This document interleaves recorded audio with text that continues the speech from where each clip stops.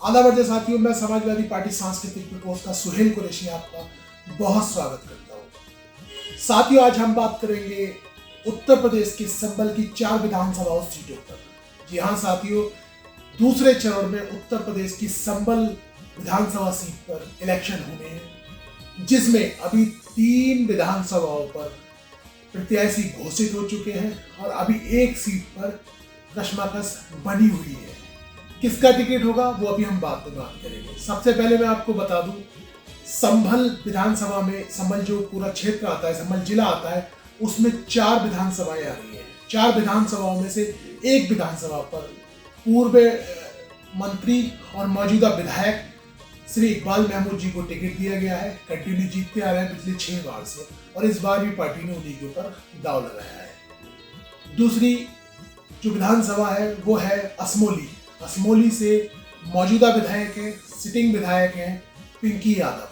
वो भी पिछले 3 बार से जीतती हुई आ रही हैं और इस बार भी पार्टी ने उन्हीं पर दाव लगाया है। मजबूत प्रत्याशी है, विधानसभा सीट हमारी ये भी निकलेगी। तीसरी हमारी विधानसभा है किन्नौर। किन्नौर से साथियों पूर्व में भी विधायक रहे हैं, लेकिन बहरहाल इस बार जनता समझ चुकी है, राम खिलाड़ी यादव जी दोबारा से विधायक बनेगी। संभल जिले की जो सबसे कमजोर सीट है, जो संभल जिले की 4 विधानसभाओं में सबसे कमजोर सीट है, वो है चंदौसी।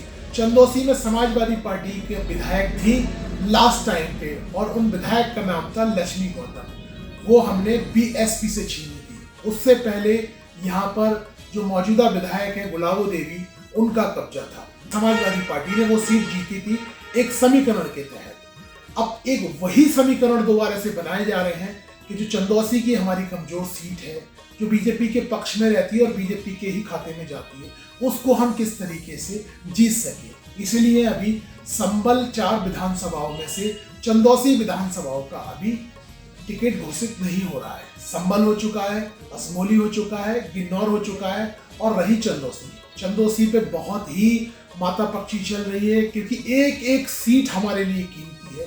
एक एक सीट को हम जीतना चाहते हैं, किसी भी सीट को हम हारना नहीं चाहते हैं। तो जो लोग सूत्रों के हवालों से कह रहे हैं कि टिकट उसका हो रहा है, उसका हो रहा है, ये सूत्र एक तो मेरी समझ में ये नहीं आ रहा है कि सूत्र है कहाँ से, किसके सूत्र है, कौन सूत्र इन्हें बता रहा है कि हाँ इसका टिकट हो रहा है। कोई किसी का नाम ले रहा है। साथियों, किसी का टिकट नहीं हो रहा और किसी का नाम लेने की जरूरत नहीं है, और कोई सूत्र नहीं है।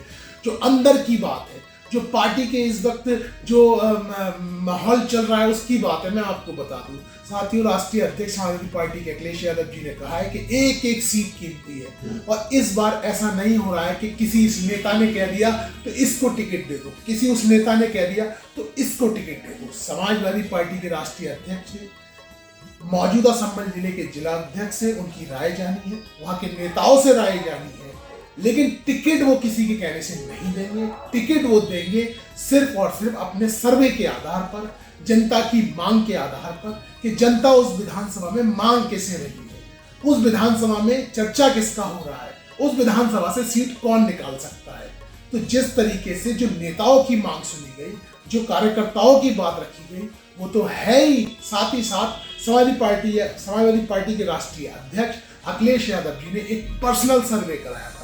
उस सर्वे के आधार पर ये सीट मिलेगी, और ये सीट जो सर्वे उस पर बैठता होगा, जिस पर भी बैठता होगा ये सर्वे, ये सीट उसे मिलेगी। कोई भी कयास, सूत्र या सब फेल है। बहरहाल ये सीट उसे मिलेगी जो सीट जिताएगा। और इस सीट का जो अनाउंसमेंट होना बाकी रह गया है, वो सिर्फ यही चर्चा चल रही है कि यहाँ पर इस सीट को हमें जीतना है। बहरहाल आज शाम या कल तक इस सीट का भी डिक्लेयर हो जाएगा कि ये सीट किसको मिल रही है, क्योंकि एक एक सीट कीमती है। तो संबल जिले की 4 विधानसभा सीटों में से 3 विधानसभाओं पर प्रत्याशी घोषित हो चुके हैं, जो कि तीनों सीटें हम जीत रहे हैं। संबल है, असमोली है, किन्नौर है, और इस बार हम चंदौसी भी जीत रहे हैं। चंदौसी भी हम नहीं हार रहे हैं। तो राष्ट्रीय अध्यक्ष जी का फैसला आने दीजिए। समाजवादी पार्टी के राष्ट्रीय अध्यक्ष अखिलेश यादव जिसको भी प्रत्याशी बना करके यहाँ भेजेंगे, हम उसको जी जान से चुनाव लड़ाएंगे और जिताएंगे। क्योंकि असली कार्यकर्ता, असली नेता वो है कि जो आपका राष्ट्रीय नेतृत्व आपके लिए तय करके भेजे, उसको जी जान से लड़ाया जाए, ना कि उसका विरोध किया जाए। आप किसी प्रत्याशी का विरोध करते हैं तो आप राष्ट्रीय नेतृत्व का विरोध करते हैं, क्योंकि वहां से वो प्रत्याशी सिर्फ और सिर्फ राष्ट्रीय अध्यक्ष जी के आदेश पर आएगा। जिसे भी टिकट मिलेगा वो समाजवादी पार्टी का कैंडिडेट होगा, वो राष्ट्रीय अध्यक्ष जी का कैंडिडेट होगा। हम उसे लड़ाएंगे तन मन धन से। अब दीजिए साथियों मुझे इजाजत, फिर मिलूंगा आपसे अगले ब्लॉग में। जय हिंद, जय समाज।